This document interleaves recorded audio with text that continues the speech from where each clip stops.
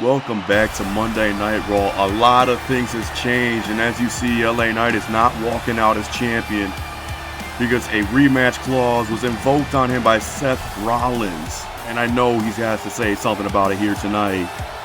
Of course. This is the type of shit that pisses me off. All this special treatment everyone gets, and I have to work my ass off to get what I want. Do you feel good about yourself, Seth? Well, I don't, because I want a rematch. LA, I did what I had to do. I had to put myself first, and you keep ending up in my way. You see, I got what I wanted. My hierarchy and needs have been met, and instead of a rematch, I'm willing to help you take on Trick Williams, if that means getting you out of my hair. And in the meantime, do we have a deal? Yeah. As you've seen right there, I believe LA Knight has agreed to the terms and conditions of Seth Rollins. Seth he says that he'll help him out now that he's champion. He wants to get LA Knight out of his hair, and LA Knight, you know, trying to be reasonable here, he says yes. He says yeah, because I believe he thinks it is a good idea. He believes it's a good idea to go after Trick Williams instead. He already had his eyes on him a couple months ago, but this whole Seth Rollins taking his opportunity ordeal got in the way of that. And it seems like they finally are getting past that, coming up with some kind of resolution. And now we have a new champion, Seth Rollins, and it looks like LA Knight's going back home to SmackDown with the help of Seth Rollins. I don't know if I trust him, but I'm just going to have to take his word. Same thing as LA Knight. He has his needs met, and now he's ready to help, apparently.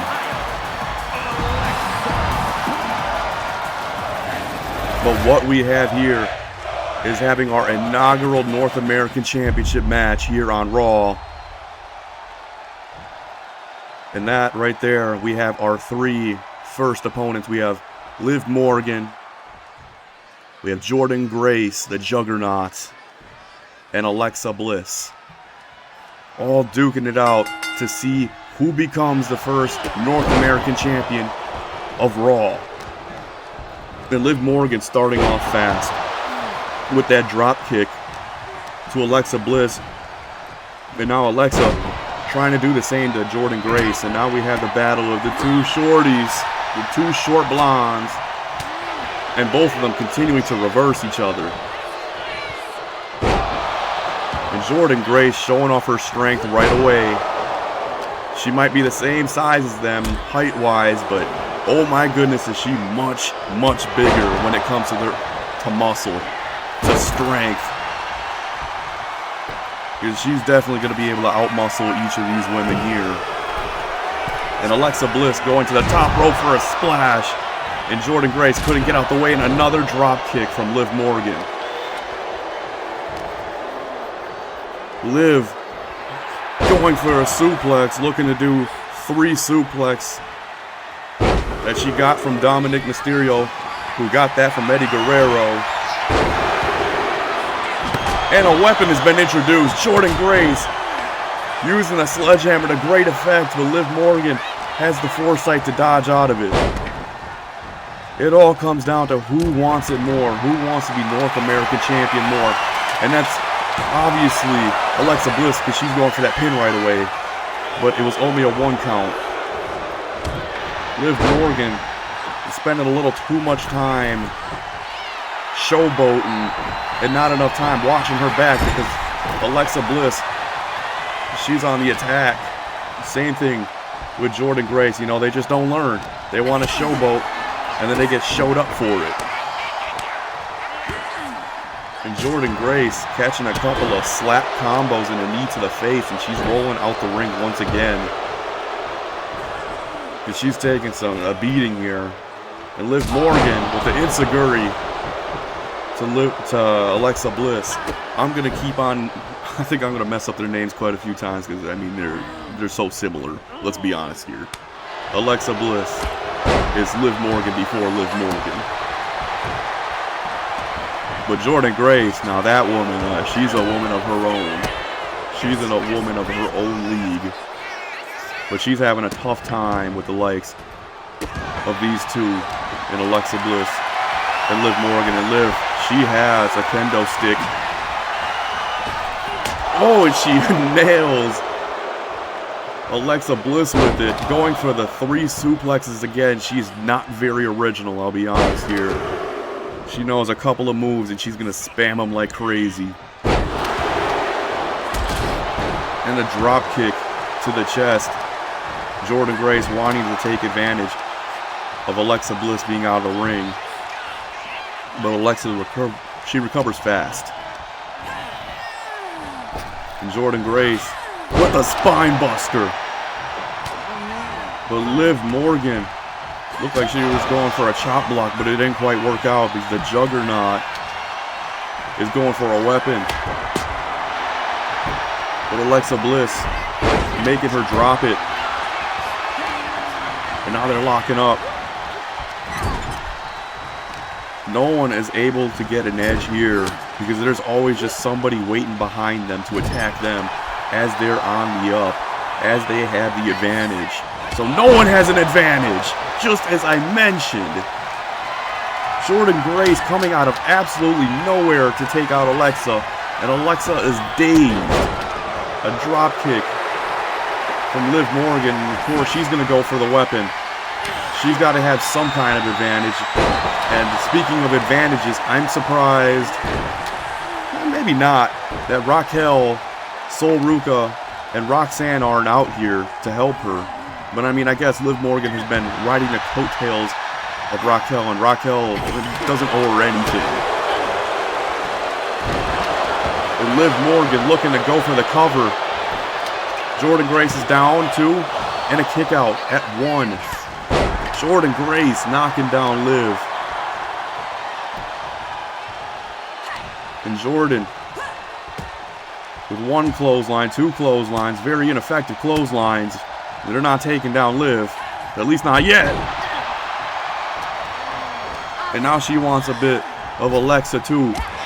Oh, reversing that one. They are unable to get any kind of advantage on each other in a world's strongest slam out of the Juggernaut. 1 and a kick out before Liv Morgan even came out to break it up. And Liv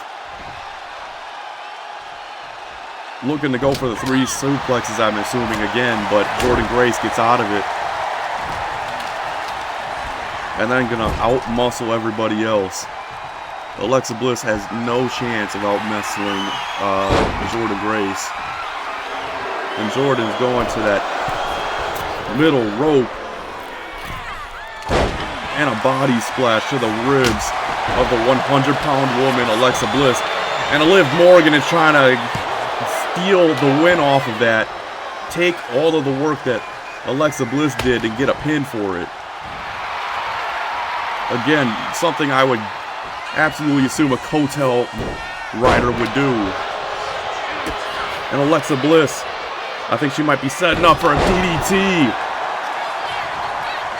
She could have gone for the pin there. Liv Morgan's down. And the Juggernaut, she wants the sledgehammer. She wants to do some demolition. Liv is on her feet. She's dazed on the outside, but this could be the beginning of the end for Alexa Bliss. Because Liv Morgan's doing a little too much showboating. 1, 2, 3, and it cost her a championship because Jordynne Grace is now the North American champion. The inaugural champion here on Raw. She used her muscles, she used her size and wits to beat the 2 of those women. Because Liv Morgan, just being a complete dumbass, egotistical maniac,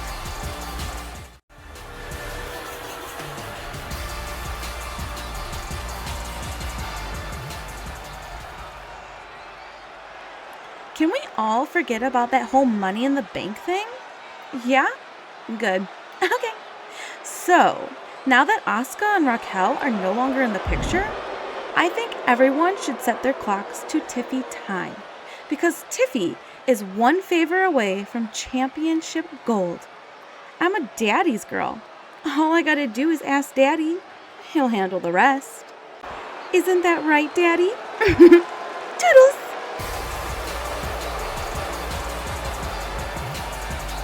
Tiffany Stratton known for getting her way, and apparently Daddy is the one who's going to do all the work for her. Typical. But here's Drew McIntyre, along with Jimmy Uso, the new champion, might I add, Drew McIntyre, and they're locked up and getting pulled off, and no, a cheap shot out of Drew McIntyre. That son of a bitch. Jimmy Uso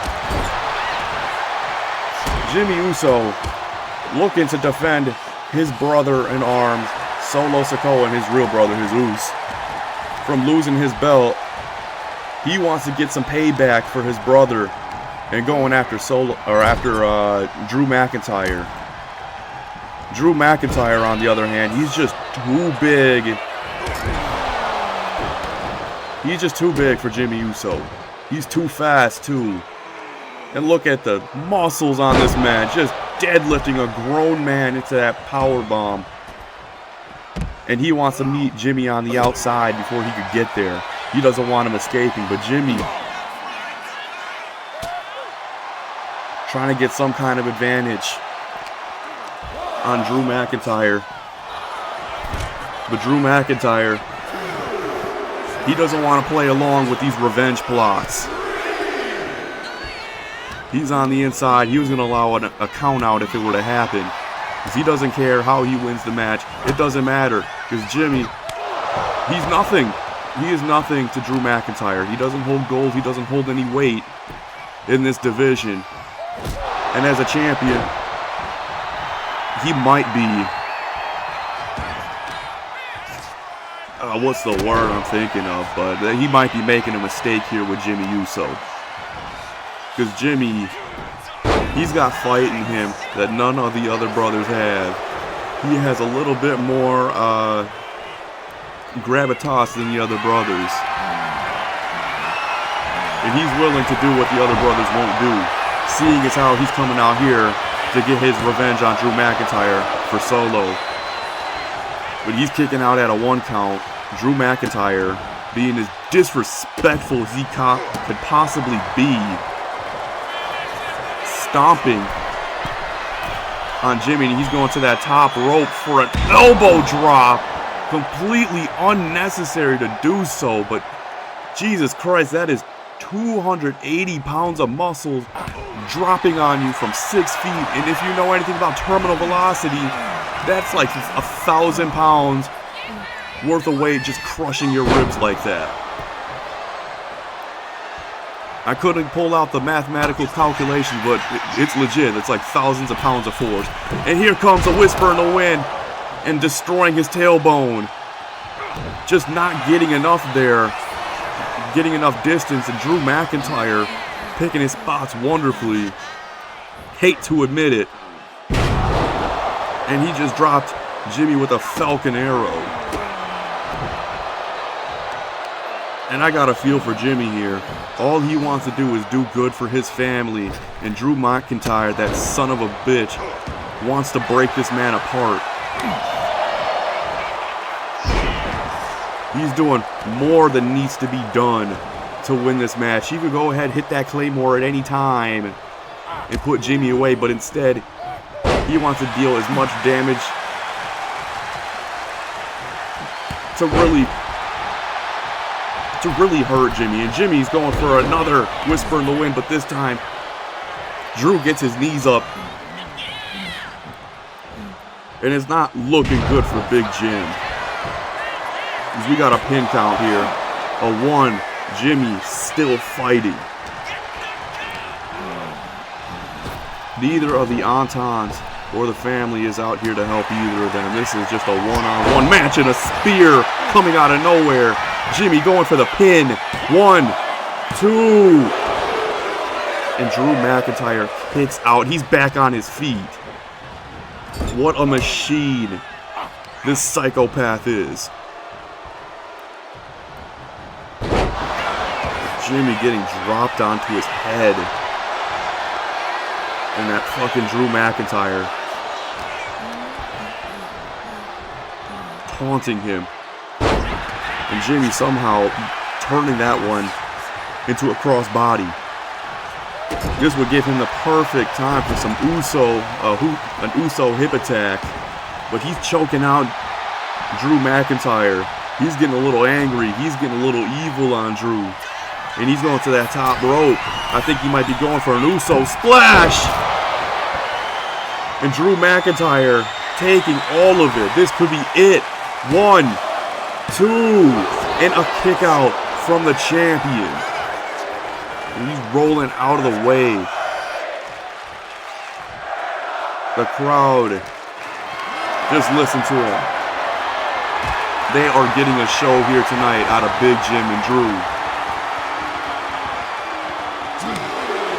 Uppercuts to the champion, a super kick, and he's going to catch another one. I imagine Solo is in the back licking his wounds, looking, plotting, planning to get his championship back. As Jimmy is out here fighting his battles for him. And we got a 6 count. Drew McIntyre heading to the top rope at a 7 count. Calling for Jimmy to get on his feet. An 8 count. And oh my God, he just drops Jimmy. Resetting the counts. Just doing more than what needs to be done. He hasn't even tried his finisher yet. He's just enduring everything that Jimmy throws at him to let him know he's not on the same level as him. And Drew doesn't need to do that as a champion. But I guess he wants to send a message to everyone in the locker room. Send a message to Solo Sikoa back there that he should not fuck around and he should not show back up for his championship belt. And man, Jimmy still has fight in him.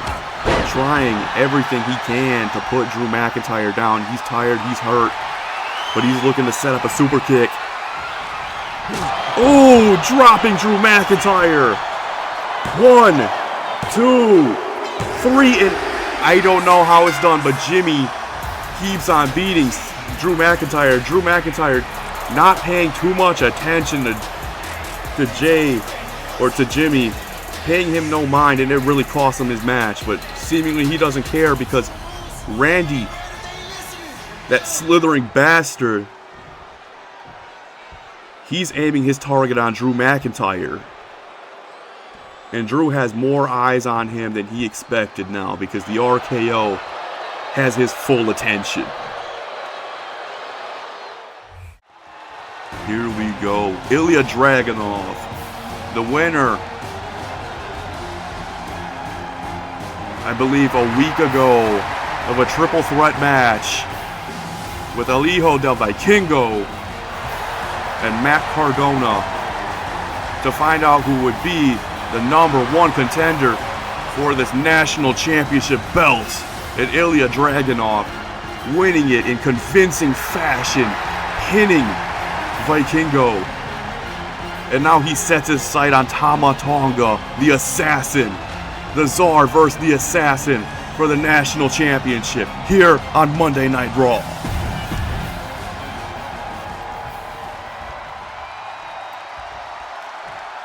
Waiting for the champion, pacing in the ring like a rabid dog. And here he is, the assassin of Tonga. Crawling his way to the ring.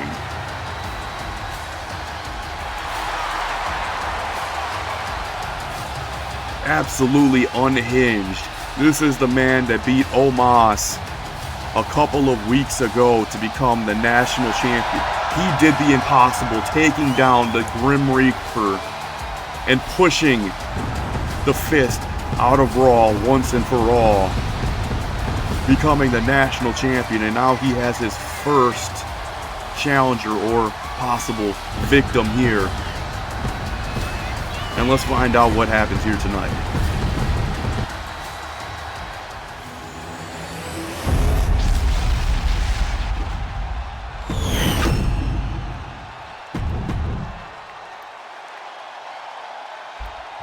Being defended here tonight, Tama Tonga lets his belt off, so then they can start the match. Ilya Dragunov making his way from SmackDown over here to Raw to give himself an opportunity, trying to escape that tower, the Grim Reaper, Omos, because no one's been able to take that belt off of him. And this is how I expect Ilya Dragunov to start a match. And the same thing with the unhinged assassin, Tama Tonga, going blow for blow, chopping each other. And Ilya Dragunov, of course, asking for more because he loves the pain and he loves dishing it back. And I can only assume the assassin loves doing the same. But look at that drop kick from Ilya Dragunov. He's going to that top rope and doing a senton, dropping the senton on the back of Tama Tonga, saying he's going to break him in half. A flurry of chops onto the champion. And as I had mentioned before, Ilya Dragunov escaping SmackDown's grip, where Omos, it doesn't matter who goes against him, no one's beating him for that Continental Championship. So he's going to Raw to try it against the man who beat Omos. Maybe he would have a better chance. Maybe he'll have a shot. But this time around, we'll find out. Because now we have two people of equal heights, equal weights. And honestly, equal tenacity. Facing each other for the National Championship belt. And we can only find out who wants it more. Will it be Tama Tonga? Or will it be Ilya Dragunov?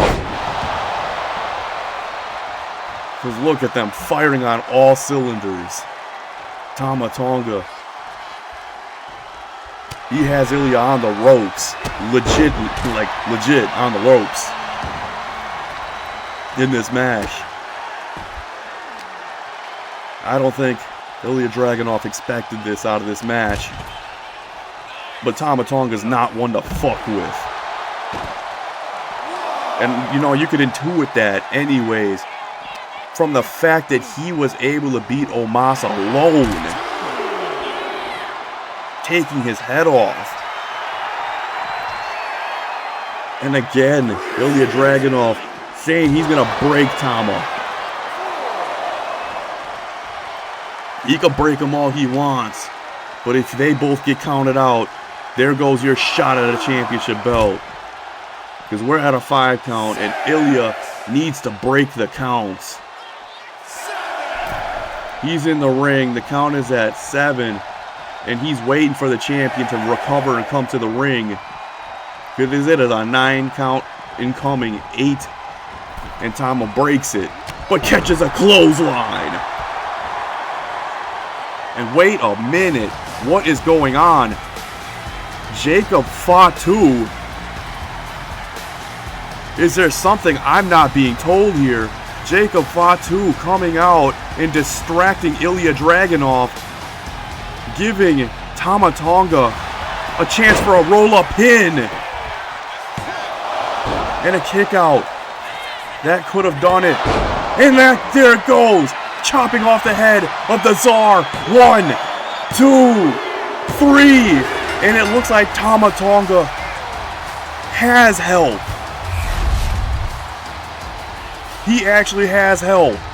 He just used Jacob Fatu as an interference to get the attention of Ilya Dragunov so he can assassinate him and retain his national championship belt. Dude, look at this shit. Look at it right here. Out of nowhere, cut the head off the Tsar. And the Revolution, is ended there. Here is your winner, and still national champion. That unhinged assassin is still champion. And it seems that he's made an alliance with Jacob Fatu, saying, fuck the family, I have my own options.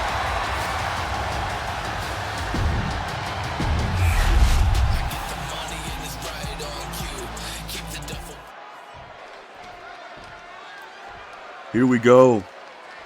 We have the main event. Somehow the entrances are not on. Thought I had those on. But here's Seth Rollins in the main event here against The Miz. He wants to be a fighting champion. That doesn't mean defending his belt every week, but he wants to go out there and face everybody he can. And the fans are loving him. Listen to it. Still singing his song. The Miz, he picked the wrong person to go up against. I know he wants a shot at that title, but going up against Seth freaking Rollins it's just suicide. The crowd is behind him. Apparently he could get his way no matter what because he knows people, and those people can get things done for him. But Seth Rollins, he just keeps on, what's the word?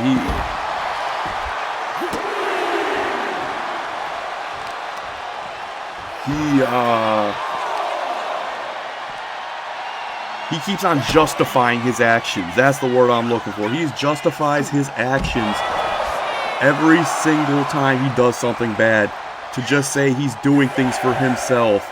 And we got a 6 count and they're both out. It looks like Seth Rollins is actually really taking a beating from that triple threat tag team match that he had.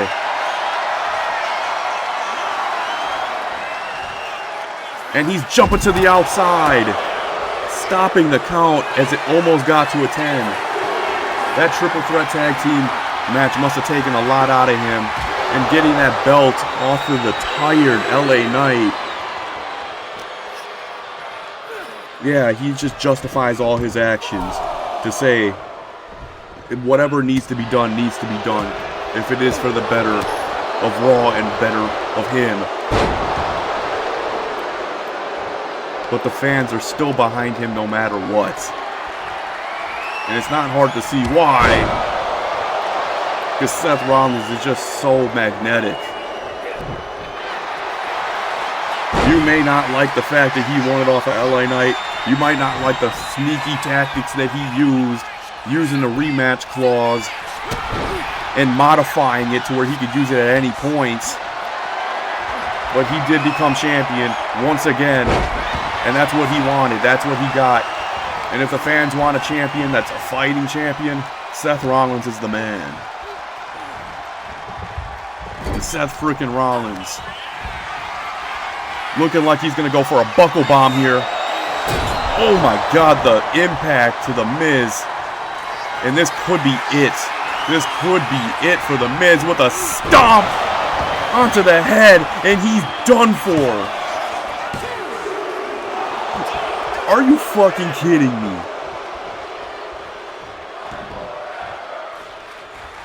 I can't believe it. The Miz just kicked out of the stomp. Apparently he has a lot more fight than I expected here. Because that should have ended everything there. That ends every match. Nobody survives a stomp, but apparently The Miz does. And a moment ago, the fans were just asking them to fight forever. We got a roll-up pin, and that ended up in a rope break. The referee seeing that right away, having the vision to notice that. And boo, The Miz, man.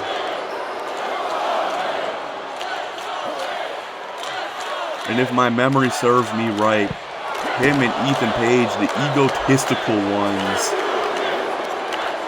you know, Ethan Page could be around the corner at any point to swing this match into The Miz's favor. And Seth Rollins, I don't think he realizes that. Because this match should have ended with that stomp, but it didn't. And this could end up taking a little too much out of Seth Rollins. And there could be an upset. Because there was an upset already with Jimmy Uso beating Drew McIntyre. Which I can't fucking believe. And the same thing could happen here with The Miz upsetting Seth Rollins. I don't want to see it. But the referee already going to patch up that turnbuckle. And The Miz making a fucking mistake. Not realizing that the referee is not watching. And now it's reversed onto him and he's feeling the pressure. Seth Rollins back up. He's feeling it in his knee. But The Miz feels it more so.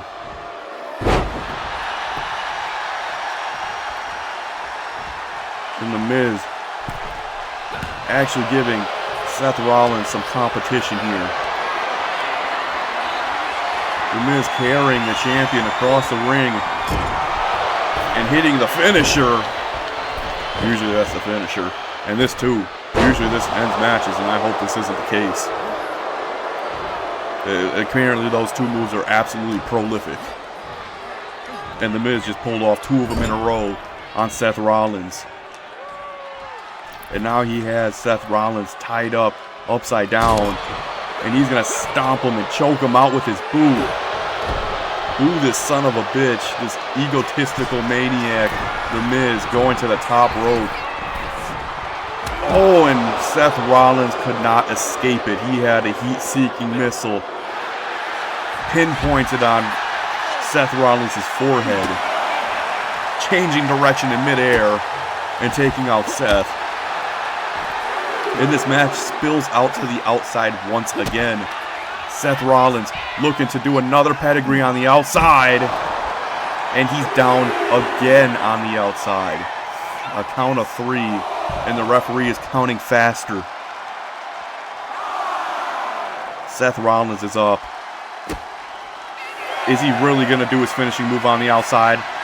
Stomp to The Miz.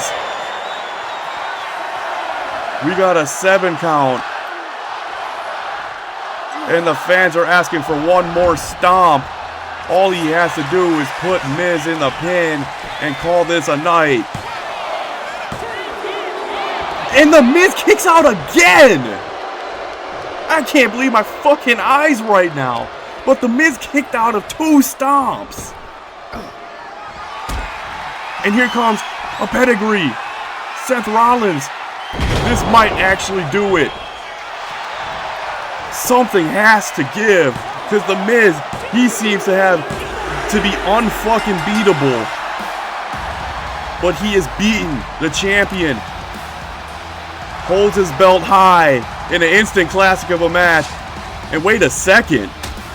Finn Balor charged in and attacked the champion. He's got his championship belt. This doesn't look good for Seth Rollins. Don't turn around. Fuck. Finn Balor just laid out the champion. And I think he's sending him a message that he wants next.